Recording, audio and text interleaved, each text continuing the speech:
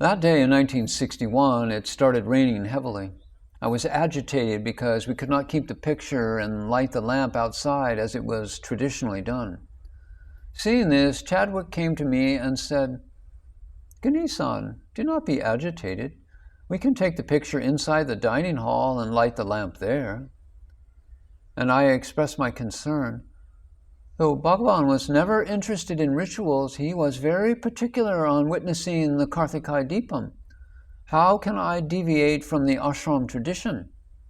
My father is not here, and I do not know what to do. And I don't want to do something that breaks the tradition.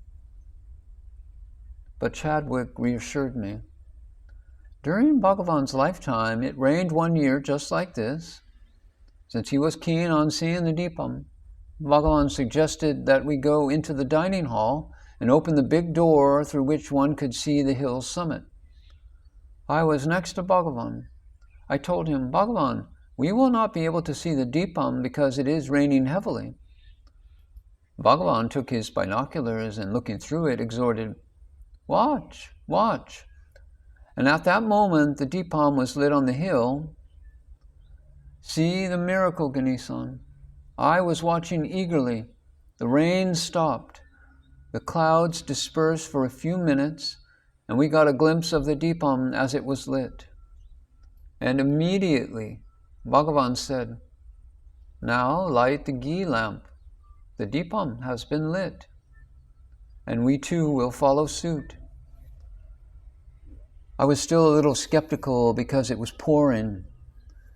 I anyhow followed Chadwick's advice. Chadwick sat next to me and eagerly said, "Watch, watch." And exactly the same thing happened. At the time of the lighting the Deepam on the hill, the rain stopped and the clouds dispersed. And we lit the ghee lamp in front of Bhagavan's picture inside the dining hall, just before the clouds gathered again and hid the Deepam from our view. Due to financial problems, some of the activities of the ashram had to be stopped after Bhagavan dropped his body. The Veda Pathashala, the school that taught the Vedas, which was started in 1938 in Ramana Ashram, had to be closed down. The puja, the ritual worship, was not being done properly. Then Chadwick pitched in with his customary meticulousness. He restarted the Veda Pathashala with the help of my teacher, T.K. Sundaresa Iyer, and regulated the daily worship in the shrines of Bhagavan and the Mother.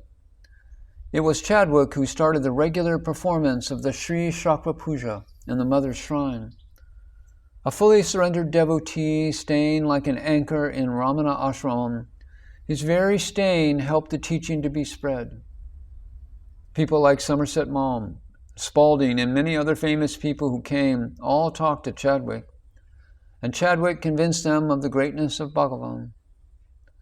Chadwick was also instrumental in spreading Bhagavan's teachings in a more solid way by correcting talks with Sri Ramana Maharshi and day by day with Bhagavan. All the conversations that we now read in these books were corrected by Chadwick.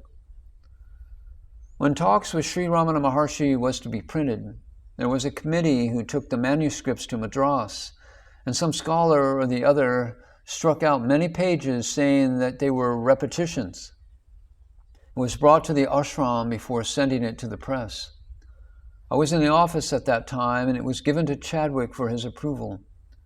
He came back after going through it with his whole face red with anger and said, "Who has struck out all this?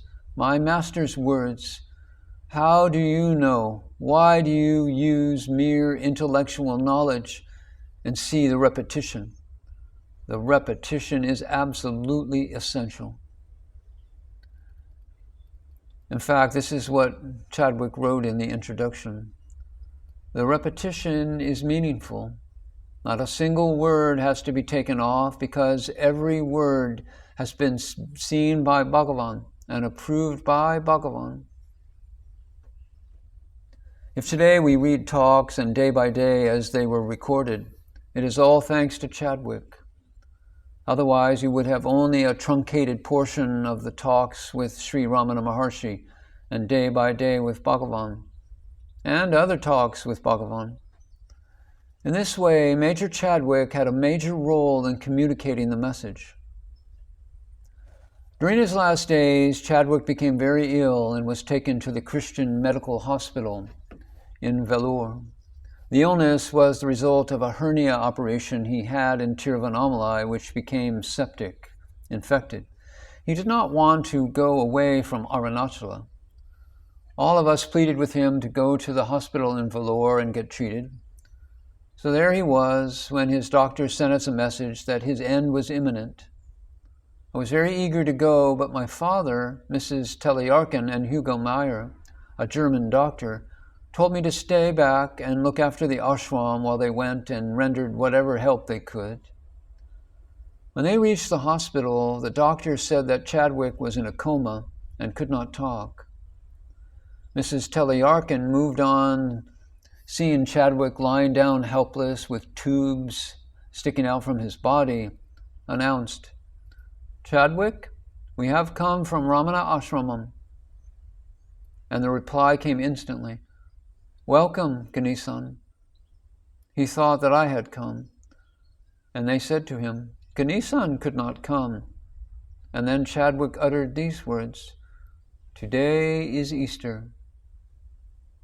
But Hugo Meyer, the doctor, corrected him, saying, "Chadwick, today is not Easter. Easter is 1 week hence." But Chadwick replied in an assertive tone, "For me, today is Easter." After he passed away, Chadwick's body was brought to the ashram. There were many who were opposed to interring him in the ashram. Countering them, I gave my firm view, saying, "Chadwick is the child of Bhagavan, and his body should not be sent out." Next to his room on its southern side, his body was interred. You will be surprised to know that on the northern side of the same room, his ego has a samadhi. You see, in 1938, he was digging a small grave there. When a few puzzled devotees asked him, "Why are you digging?" he looked at them and said, "It is a samadhi for my ego." Bhagavan once visited it, I am told. This remarkable devotee, after serving his master, Bhagavan Ramana, went back to the source and merged there. Today, we can only see the samadhi of his body and ego. If you want to see the real Chadwick, you can see him here and now. Just turn within to your heart and you will find Bhagavan there, Arunachala there, and my most revered friend Chadwick there. Every day he would greet me, "Ganesan, Salam Alaikum." It is the way that Muslims greet each other. It means, "Peace be unto you." Yes, Major Chadwick, staying in the heart, is still saying the same thing to us all. Peace be unto you.